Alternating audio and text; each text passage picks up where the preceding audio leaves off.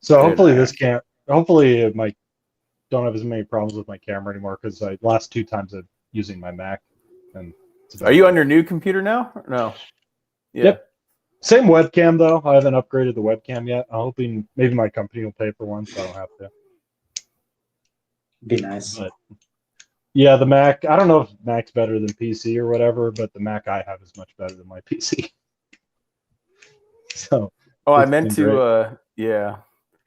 I meant to see if or text have you text me when you watch the race because I was gonna see if you could pull a clip up during our stream, but that's all right. Yeah, I so forgot. dude, I just barely because I went to church, then went to my grandma's house, and then I got back and I just watched warm up, the race, and then finished it like 20 minutes ago and was watching some interviews.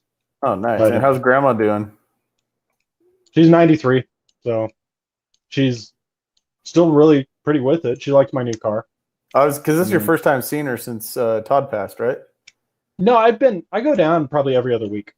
Oh, okay. So I see her as much as not too much, because she lives with my aunt and uncle, so I don't want to wear out my welcome by hanging out there every Sunday. Yeah. So I go about every other week. It had been like 3 weeks since I made it down there, though. I was wanting you to pull up that clip where Zarco passed Rins and pissed him off. That was good. Yeah, so let's talk. I'll just start by saying we can get to Rins, but I'll just start by saying it's nice to have my golf clubs in the background because I could give Fabio some golf lessons. Did you see him try to hit his celebration? Yeah. Bro, those sparks, he's just cracking them. He's just smashing the. Well, I mean, Simon defended him by saying, well, he's in a suit. I was like, well, even me, I'm not a great golfer, but even me holding a driver and trying to hit off concrete without a suit, I won't miss it like him, but I'm not getting a good hit. No, yeah. Like pro golfers have a hard time hitting. Well, it was funny because right when he stepped out to do that, he's like, "Oh, he's gonna show us his golfing. He's been golfing," and then suddenly he does that. It was like, "Oh, never mind." I just saw as soon as he handed him a driver instead of like a wedge or something, I just thought this is not going to go well. It's just like all the sparks are just kicking up off the asphalt.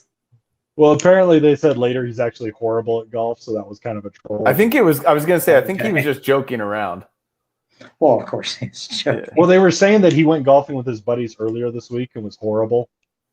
So he was like telling if I get all his buddies, if I win, I'm going to. Right, but I think he was like purposely swinging bad. Is what I was getting at. Maybe not. I don't know. I think he was trying to hit it. But I mean, try swing those. You haven't ever worn motorcycle race leathers, but if you're just sitting there and you relax, they hold you in this position.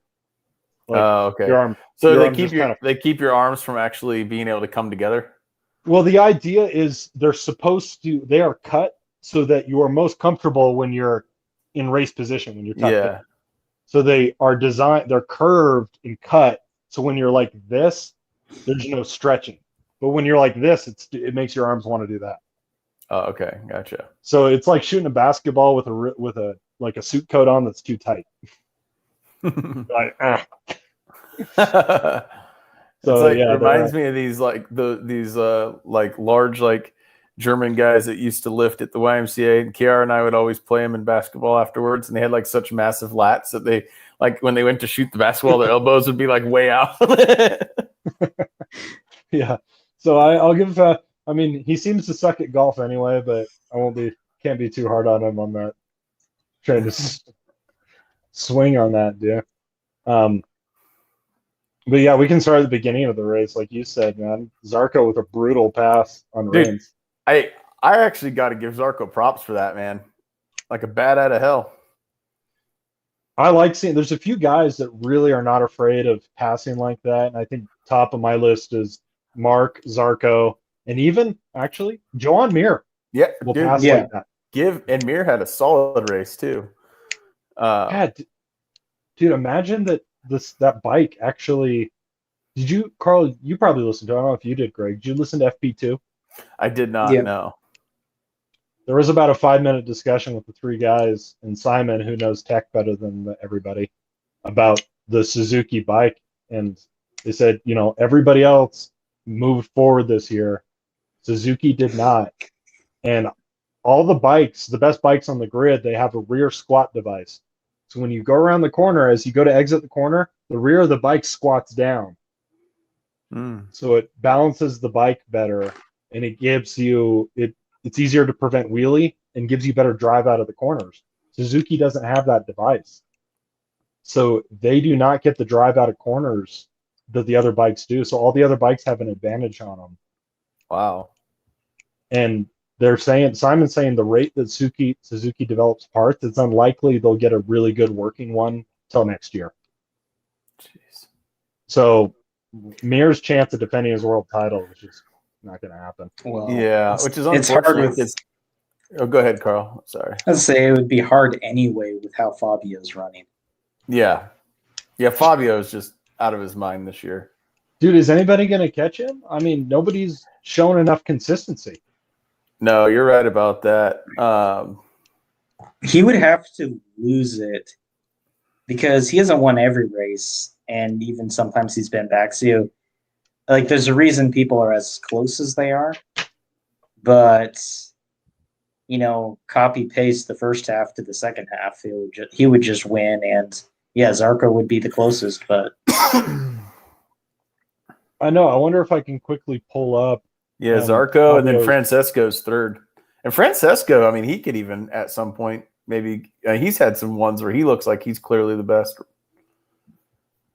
It looked to me like this race or whatever, Fabio. Okay, so Fabio's finishes this year are 5-1-1, 13 in the Spanish GP. Had trouble there. 5-1-1, 13, 3-1-6, 3-1. Yeah, he's been incredible this year. The guy's got 4 wins. Could have easily had 5 if he. So the 13th place, that was the arm pump race. Yeah, he should have won that race. The next race was in the rain. If it had stayed dry, he would have won that one.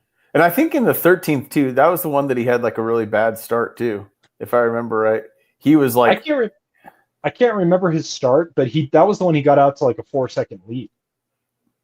I thought that was the one where he like made a big like push at the end in the last like 3 or 4 laps. No, I don't think so. His arm pump week is he kept losing pace further and further, and people just kept passing him. He started out strong, and then he just in Qatar too. He had a lousy start, got down to like 8th or 9th, and then came all the way back and won. Oh, okay, maybe that's what I'm thinking of then. I remember one of them. He moved up like 6 or 7 spots in the last like 3 laps. So other than the arm pump race where he had a health problem, his worst finish is 6th. Yeah. So nobody's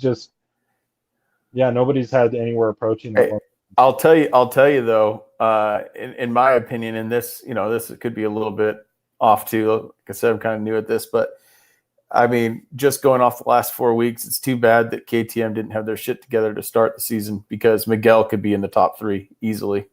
Easily, man. He'd probably be second, I think. I don't know what the hell happened to he just had the pace this week, but I don't know what happened to Brad Binder this week. No. Yeah, I don't know either. I was actually just looking at that to see how KTM did it combined. They had 3 in the top 15. So not bad, but yeah, Binder usually is in the top 10 every week, and he slipped down this week. Miguel remember. Didn't have great pace, and he still finished 5th this week. Yeah. So that was I freaking love Zarco. I got way more respect for him after today, especially when he pissed off Rins. I didn't see any interviews with Rins after the race, whether he said something, but I'm sure he did. He did say something. Actually, let me see if I can pull it up. I was looking at it earlier. He was legit. He blamed Zarco he said Zarco destroyed his MotoGP race with an idiot move. I thought it was a clean move. I only watched it the live. There was a bit of contact. Here's what they said to him. They said, "Mr. Johan, what happened?" And he said, "I think everybody saw it. Very, very unlucky. If I wasn't there, maybe he goes wide." He says, "I didn't expect that overtake, and the problem was his wing hit my arm, and I had the wing down on my arm. So the only thing it was to do was to pick up the bike to avoid him. I go to the gravel lost position, trying to recover later a bit of time. Very unlucky. It's hard to read these guys' interviews all broken up. Very unlucky because the lap time was good. The pace was there. It was not a win, but the finish, but it was enough to finish top 3 or 4. So I think he's saying basically if it wasn't for that. And then he says, I mean, it was an idiot move because he's there fighting for the world championship. He's like, imagine if we crashed together. It would make no sense. That's just how Zarco, this is racing, not dancing.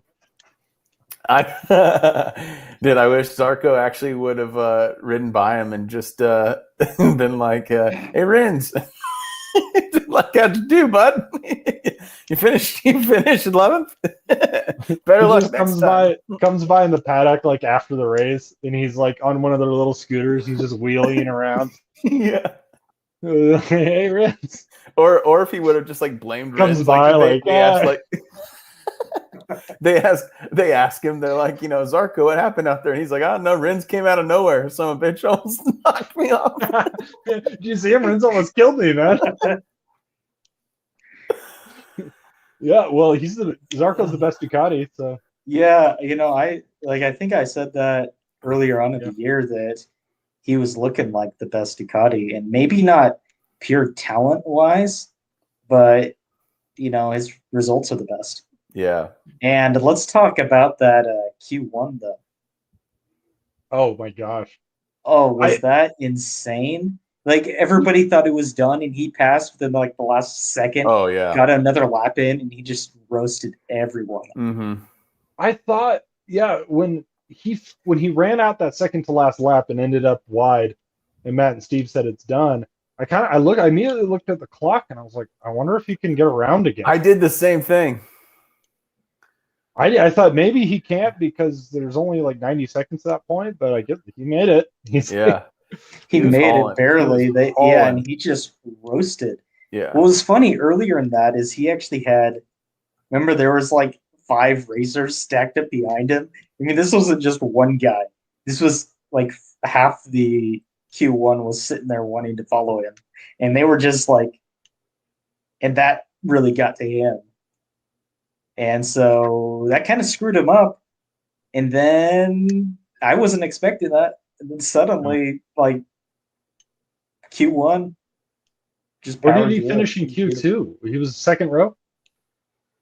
He was second or third. I don't remember. I don't think he was third. I was thinking he was first or second row. Oh, he was sandwiched between. Oh, Pecco was on the first. Yeah. Yeah. He was sandwiched between. Can't remember. Dude, was Fabio talking shit on Maverick in his post-race interview? Did you hear that? He said, Maverick beat me yesterday in the quali, but points are on Sundays. They talked to him early. He's had interviews where people have been asking him about what's going on with Maverick. He's just like, I have no idea. Yeah, did you watch the pre-race press conference? I didn't. I just heard them I did talking not about it. It was really interesting because Maverick was so frustrated with his performance last week that in the middle of the week, he said that he was just going to copy Fabio's bike setup. Oh, yeah. And I texted you guys that, but then they asked Fabio about that in the pre-race press conference, and Fabio just kind of went, yikes. Bikes are different for every rider, but if he thinks that'll help, good luck. Yeah. Speaking of that news, though, with Maverick, the kind of information that was the biggest story of the weekend, actually. Yeah. It's kind of, we've been talking about it for a while, but I didn't expect something like that to happen possibly mid-year. I was kind of thinking he would leave at the after the season was over. But I wasn't surprised. No. That was the thing, is like the other guy, everybody was talking like it was shocking. It's like, no, Yamaha's here to win titles. Yeah. Maverick is never going to win a title with them, so why not cut him loose now? Yep. Not only that, Maverick is obviously displeased as well. Maverick hates everybody. Oh, yeah. And yeah, so and Aprilia's like, sure, why not? Aprilia just wants a guy that can get their bike on the podium. Mm-hmm. Yeah. Yep.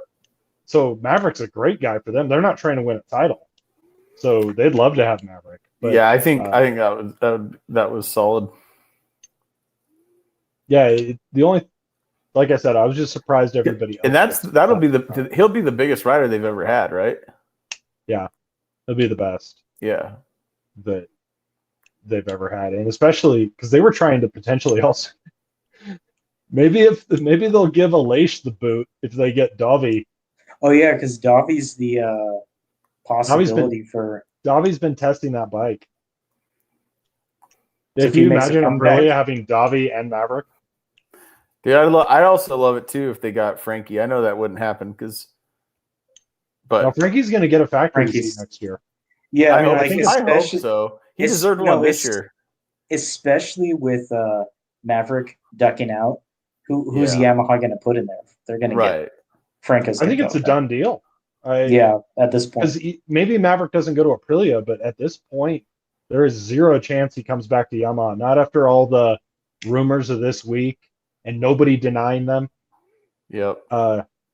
Yeah, Maverick's out. That's pretty much a done deal, and so Frankie will come in. But I kind of think Frankie's cursed. Frankie did something to anger the motorcycle gods, and I think he's cursed because especially Carl, after watching all of last season, he has had so many times where shit just does not go his way, and it's not his fault.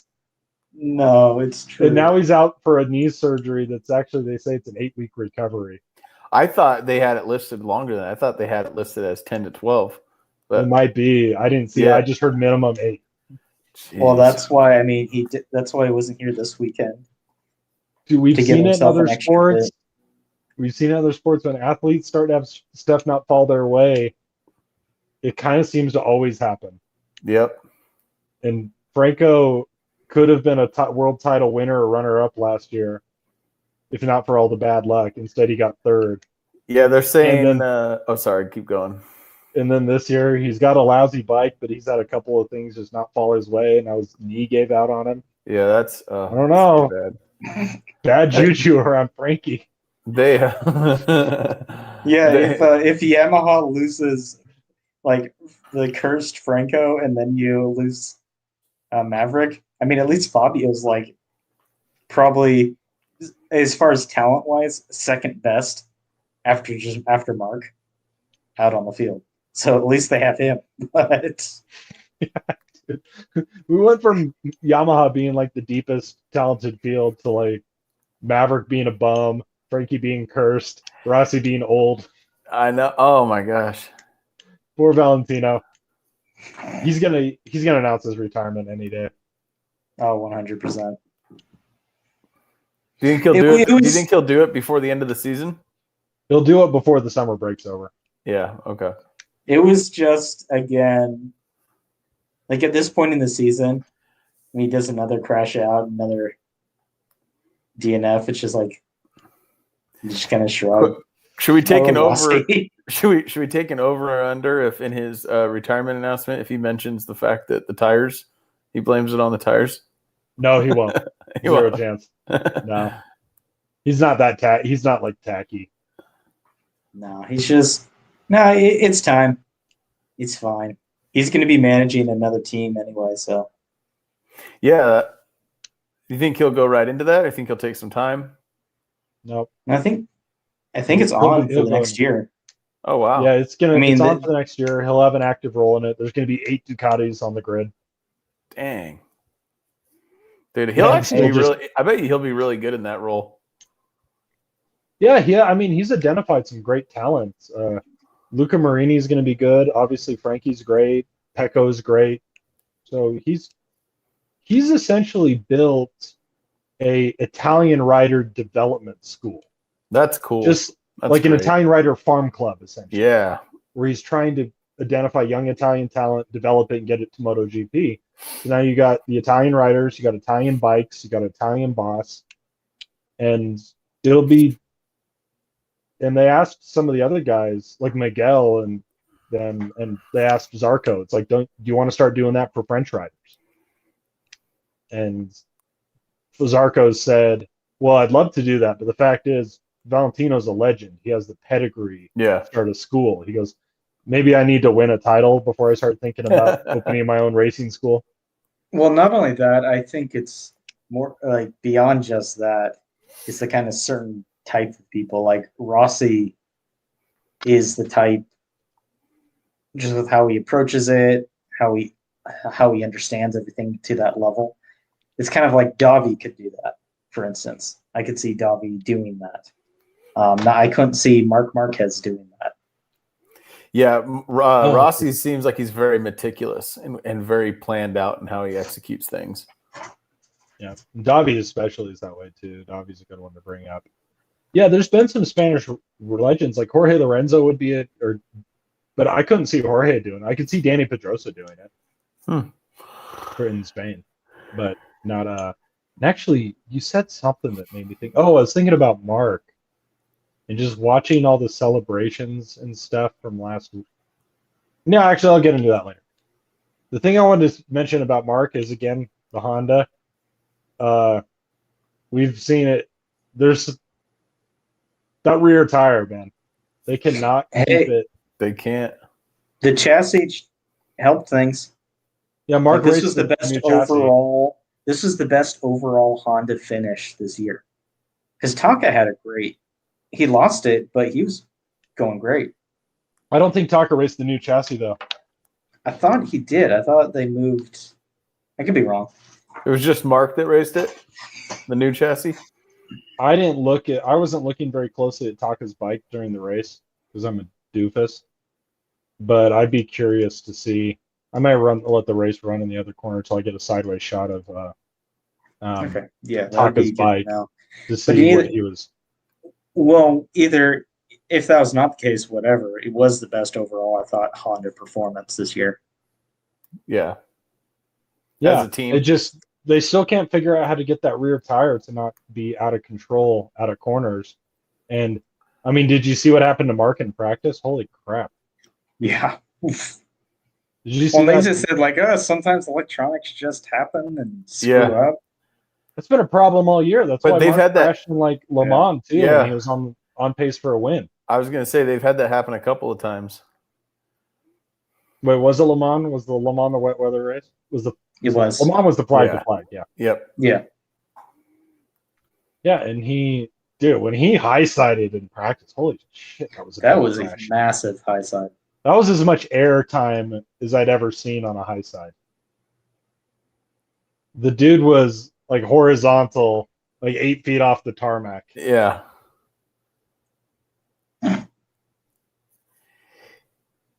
So, but yeah, I mean, I'm glad you have the new chassis, but clearly your problems are not the chassis.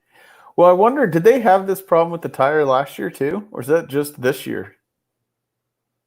I think it's always been there. This kind of I think Mark was able to ride around it. That's what I was wondering.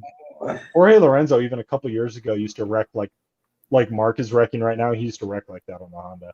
Jeez. The weird thing is, again, Taka raced very consistently last year, so I just don't know. It's something else they added to the bike and the brake, like over this between the seasons, that has caused a lot of the additional issues this year. Yeah, I'd agree with that. Taka, too bad too. He looked so good early on. I thought he might even be able to fight for second. I was thinking, is this going to be his podium? Finally, and then he just fell off a cliff. And so did Pecco. Where did Pecco end up? Where did Pecco end up? He's behind Zarco, wasn't he? No, he was 7th? Yeah, Pecco. No, Mark got 7th. Pecco. I thought he's in that. Okay. Yeah, because it was Zarco. Yeah. Pecco. Yeah. Yeah, I kind of thought Pecco mismanaged the race by trying to fight with Fabio too much at the beginning. I think Pecco got 6th. Burned out his tires. I don't know. It's hard to say because you don't want to necessarily let the guy through on you, but Fabio is so much clearly faster than him. And him thinking he was going to be able to hold Fabio off for 20-something laps is just... Yeah, he would have had Fabio to. is going to get you. You need to like kind of be a little smarter and just go for second or third. Especially on that track. Like it's not made for the Ducati. And so Yamaha already has the advantage, and then Fabio's been doing great. I'm having a really hard time getting a look at Taka's bike because every time it zooms in on him, he's leaned over. So I'm having a hard time seeing his chassis. But it's really easy to spot. It's bright silver, the new chassis, whereas the old one has black. Oh, shoot, that was a good angle. This is compelling stuff. Zoom in, what do we got? It looks to me like the new chassis. Nope. No, it had the car. No, it was the old chassis. It had the carbon insert. Okay. Well, then he did much better. I would have been surprised if he raced the new chassis because I didn't see him running it all weekend. I just saw him on the old one. And Taka's not as hard on the bike as Mark is either. Riding it, his style is what I mean. Yeah, Taka's a smoother rider, I'd say. Yeah.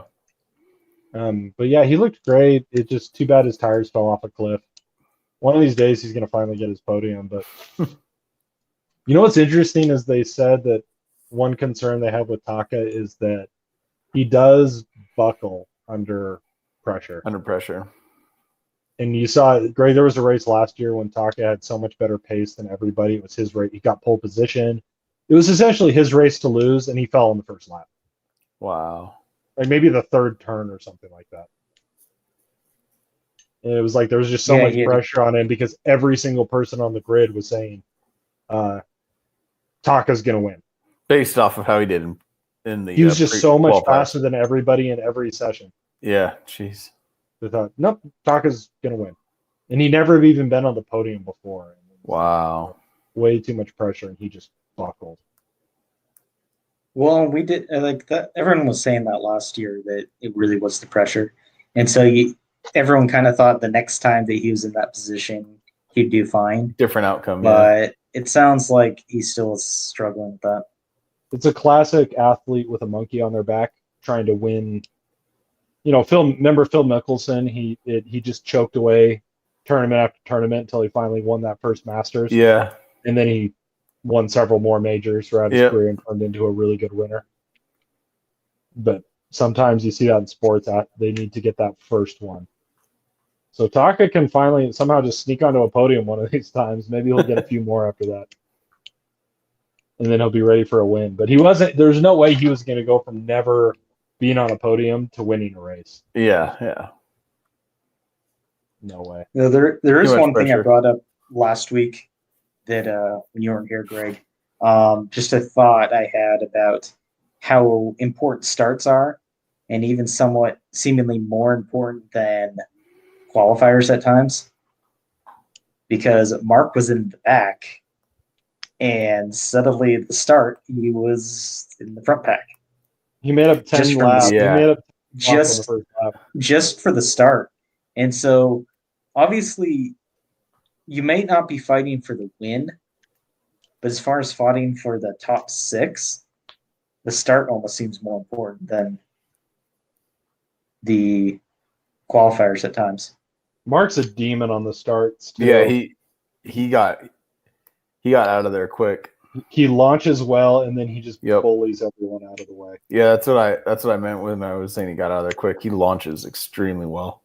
Well, Maverick kind of screwed up his. Did you see the wheelie Maverick had off the line? He kind of screwed up his start. He got off to an initial so he blamed the clutch. He said it burned out. It burned his clutch.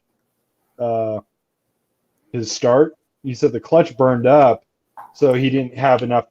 He lost drive. I was like, yeah, Maverick, but you also had a huge wheelie off the line that burned up. That might have contributed that. Because, yeah, that was a ruthless move Fabio pulled on him on the opening straight. Right by him. Yeah, when they started off going same, and then Maverick started coming over towards Fabio, and then Fabio wanted the outside to take the racing line and just went right across his front tire. Made him back off. I was like, that was ruthless, but that's also like a championship move. You just like no, Maverick's quick, but I want this race. So fuck him. But again, it's that start though. Like even if you get the front row, you don't have a like super solid start. Like nothing. Yeah, if the starts you're in the first 2 rows. The start is what's going to put you in front. Especially because we keep going to tracks where it's not that easy to pass. And a lot of these riders, you could get behind a rider like Zarco. Or last week, who was it last week that was holding everybody up? Oh, it was Aleix. Yeah. And after the race, there was some behind-the-scenes footage of Miguel and Fabio and Jack all talking about the race. And Jack was saying, like, yeah, man, I was behind Aleix. I was just like, the fuck out of the way. Yeah, these single line tracks. That if you have a guy, and these are the tracks that say Dobby was so dominant on because he was so good at keeping people from passing him. So good at keeping people from passing him and managing his tires. And then he was just a great fighter in passing and all that. So he'd slow the pace down, not let anybody by him, manage the speed of the race, and then just fight whoever for the win at the end. So he didn't do every race like that, or he would have won titles. But when he got out front, that's what he was doing. It was pretty cool. Too bad. I'd love to see Davi on this current GP bike, on this current Ducati, just to see how he did, because he couldn't get on terms with the one they had last year at all. I think he was also done with Ducati management. Yeah, if he like forgetting the problems, he is racing this year. I won't say he'd be beating Fabio, but I think he'd be in second. Wow. I do too. He's just that smooth a rider. He's just that crafty, and that bike turns in better than the previous. The little things that Davi had struggles with, like that bike coming out of corners, the high corner speed, they've improved that a ton this year. It might be the best bike out there right now, overall. Kind of seems that or the KTM. Yeah, my vote would have to go KTM, just based off of the adjustments they've made and how they've looked the last few weeks.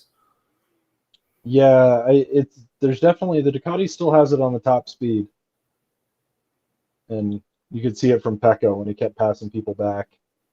Because Taka made some pretty great moves on Pecco, but you just get blown by on the straight. Yeah, and the Honda's not a slow bike, but it just nobody hangs. Well, and that was that race, that part of the race where Fabio pulled ahead and there was nothing of it. He knew that he had to get a certain amount ahead on the start finish, that speed wouldn't catch him up.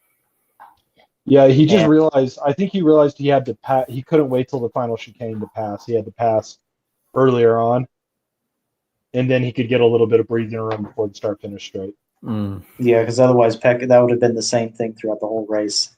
He beats and then Pecco blitzes him on the start finish. But it's kind of what Zarco did to Maverick in Qatar too. Is that Maverick kept trying to pass Zarco, then Zarco would just laugh and blow by him on the start finish straight. Yeah, and then Maverick had to use way too much tire trying to contend with that.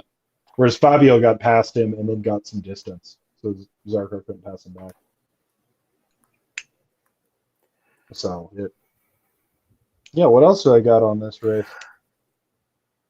Yeah, if we don't have anything else on this race, do we want to pull up the Styria track and look at? I know it's not until there's like a 5-week break, right?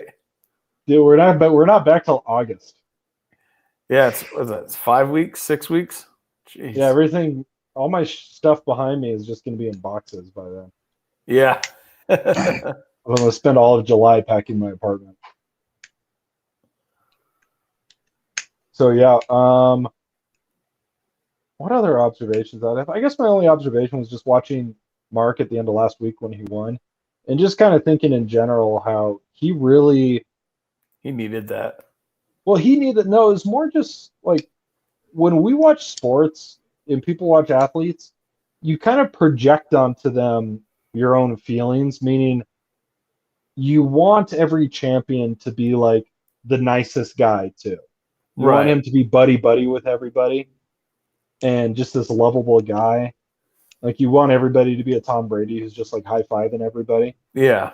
But Mark is not. Even as he's winning the race and he like other people are congratulating him, you can tell that there's a level of friendliness the riders have with each other that they don't share with Mark.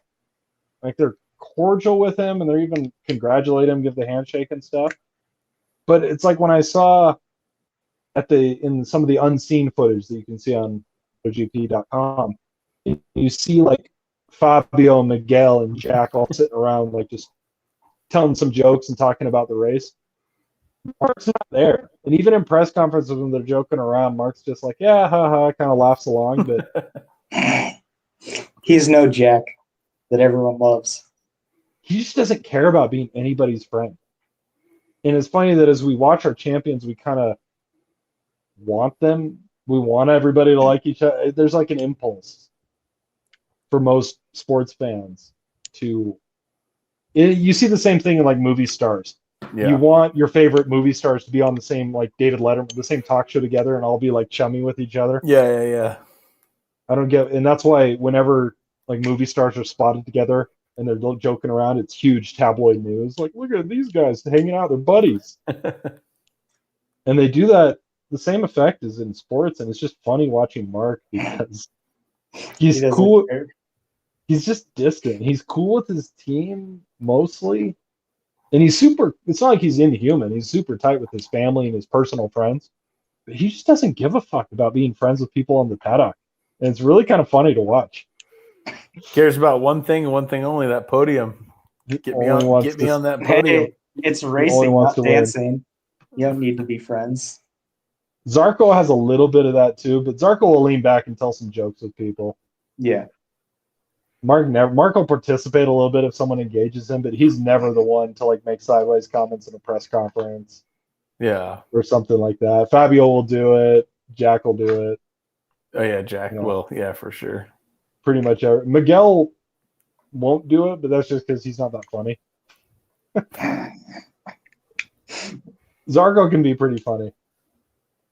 And so can obviously Jack's the funniest one, but I know. I kind of was hoping I was kind of hoping after they talked with Rins that they're going to talk with Zarco and give him a chance to have a rebuttal. He'll probably just shrug and be like, "Yeah, this is the racing. Like, what do you want? Yeah, racing. What do you want from me?" Yeah. It was he just said they reviewed it and said it was a racing incident. Yeah, that's all. They went and showed the replay, and there was there contact? There was contact. Yeah. Yeah, but there was. It's racing, not dancing. Rins has made, and Matt Steve mentioned it. It's like Rins has made moves like that before. Yeah, I think I didn't think. I don't know. You guys maybe have a different opinion. I didn't think it was necessarily dangerous. It was definitely aggressive, but I wouldn't classify it as a dangerous move. No. That's fine. Zarco's pulled much more questionable moves than that. For sure, yes. All of them have. Like Amir has, Mark has. People used to hate Mark because he'd pass like that all the time. I mean, there's a great race from a few years ago, Greg, where he ran Rossi into the grass and Rossi jumped in. Of course, there was also a race a few years ago where he was on Rossi's tail and Rossi turned and looked at him and like kicked him and Mark fell. Yeah, it's like, let's not forget about Rossi. Rossi has been doing that his whole career too. I mean, you don't become a 9-time. You like are just everybody's friend. Right. Yeah, Rossi freaking kicked him. Rossi fans will deny that, but it's like, no, Rossi kicked him. Why would you deny that? Like, I was like the Big Ten Raw. I think that's hilarious. Yeah. Well, because because they don't want to think of their guys dirty. But MotoGP fans are pretty unreasonable. A lot of them. They really get The MotoGP fans are horrible on social media. They have the dumbest takes. And Yeah, it's also... like Rossi saying he didn't mean to kick Mark is like Ron Artest saying he didn't mean to elbow James Harden. When he like turns and looks at him, yeah, like winds up. Yeah, he's like, I was just clapping. Yeah, and it's just fun. You look at like MotoGP will post something about Marquez, and then half the comments will be like Rossi #1, like Rossi the greatest. Yeah. Oh, people love him. But it's like, and then vice versa. They'll post something about Rossi, and then everybody get in the comments, Rossi sucks. MM93. Yeah. All right, guys, it's okay. Maybe that's normal in we were talking about that a bit. Maybe it's just we're kind of out of the loop of the European sports. And maybe that's what they do in all their sports. I know that we do that a little bit on some of our team sports, but not too much. And yeah, not too bad. It's not like you get into on a Patriots thread and everybody's just talking up the Raiders or the Giants for beating them in 2 Super Bowls or something. Maybe a little bit, but I don't know. So we're all down to go to the Texas GP, right? Oh, that's I guess big news for us that became a thing. Yeah, dude. Fuck Japan. Yeah, kick the Japanese off the count. I don't care that they build half the bikes on the grid. We're going to Texas. When's that race again? October 3rd, I believe.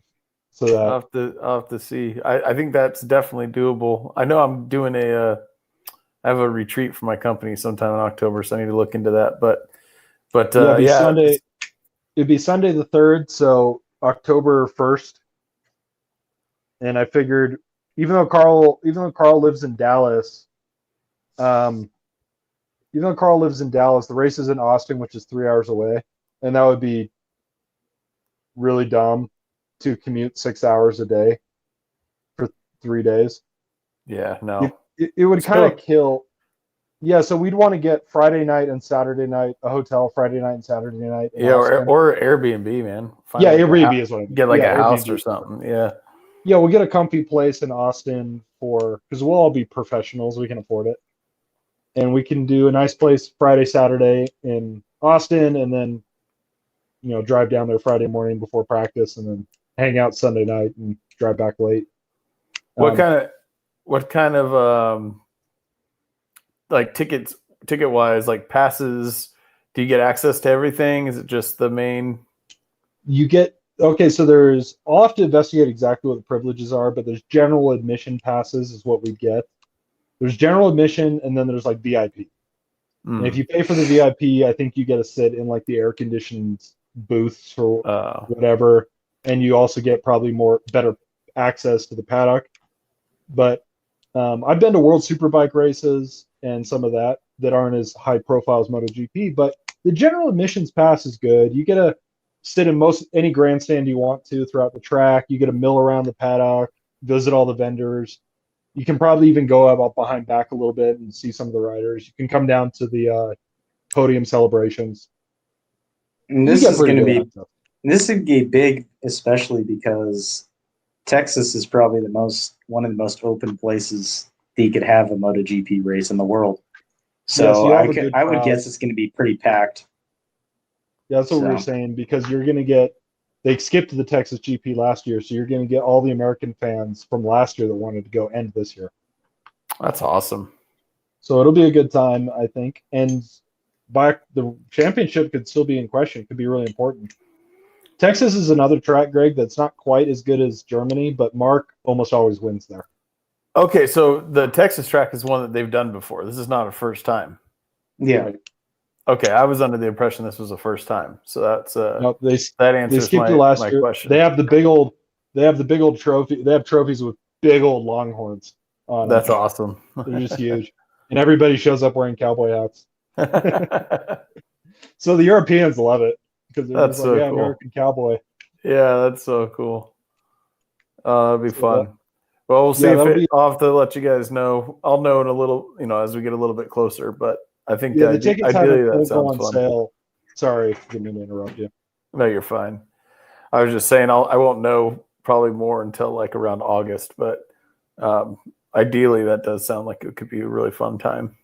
Well, tickets won't go on sale till July, and I'm probably going to buy them as soon as they become available. Gotcha. But good news is Carl probably will too. But good news is they're not assigned seating. You can buy whenever and then go sit together. Yeah, they're general admission. It's Perfect. just the bleachers are first come, first served for the seating. Perfect. Okay. So yeah, if you have to buy your ticket later because you're not sure, it's a big deal. You'll just all be. Yeah, we don't have to pick seats. That's awesome. And is it all in like the bleacher seating, or do you bring your own seats and you just have like, I don't know. I've never been to the track. I know some tracks you can sit in the bleacher. Some tracks they have like hills you can sit on. I don't know the layout well enough at the Circuit of the Americas, but I know they have regular bleachers. You wouldn't need to bring a chair. Okay. All right. And the way race weekends usually work is that you're there. I mean, there are bikes running all day because there's MotoGP, but there's also Moto2 and Moto3. Right. So typically, especially on practice days, you'll watch, the practice sessions for MotoGP are only 45 minutes. So you'll probably watch that. And then you'll go like goof around in the paddock while the other guys are running. You'll kind of listen to the broadcast. They broadcast Matt and Steve over the speakers everywhere. That'd be cool. Yeah. You're just kind of hanging. It's pretty chill. You're just eating food, hanging out. Yeah, they probably have a bunch of different like tents set up too with like food. Yeah, a lot of vendors and stuff. And yeah. Mm-hmm. And MotoGP is a much bigger show than World Superbike, so it'll be a good time. Plus, there's always there's always Austin, and there's a lot to do in Austin. So there's gonna be a lot to do in Austin. And Matt and Steve mentioned the name of the bar they always go to in Texas after the Sunday race. There's a piano bar, a karaoke bar that I guess all the broadcast crew and everybody and some even the writers that's cool. To. So I was like telling Carl, we're gonna crash that unless they do the smart thing, and that's just rent out the bar and not let any of the riffraff in. Yeah, seriously. Not like the 50,000 fans trying to crash it. Yeah, because we're not going to be the only MotoGP nerds here that like Pete's Piano Bar in downtown Austin is where everybody hangs out. Yeah, seriously. But we'll go. That'll be fun to go hang out in, especially if it's a wild race. Alex Rins won the last time they were there. Oh, did he? Because Mark was ahead by 5 seconds and fell. Oh man, not to be all negative on Rins, but I don't see that happening again this year. Probably not, man. I'm just hope he finishes. I kind of feel bad making finishes fun of him. I just hope he doesn't fall the rest of the year. He's such a talented rider, but man, I'm going to put pretty long odds on that one. Yeah. So we'll see. But yeah, I didn't have anything else. We could preview the other race, but it's like 5 weeks away. No, I think maybe it'd be better to. I think we talked about maybe doing one 3 weeks from now, just doing like a preview. Carl, we talked about doing a quick one. I was going to like a half an hour. I was going to suggest, and if there's any news, especially with Maverick, Rossi, all of that coming in during the summer break, any new team additions, we can have a quick update before the race, the week before or whatever. So probably 2 weeks before. Yeah. So like 3 weeks. So 3 weeks from now. We'll just that's what I think. Quick one to catch up, but yeah. Yeah, we'll preview it. It was a fun week. It was a fun weekend. Good race today. Enjoyed it. Yep. It was awesome. All right, so let me hit. Where's my mouse? Stop.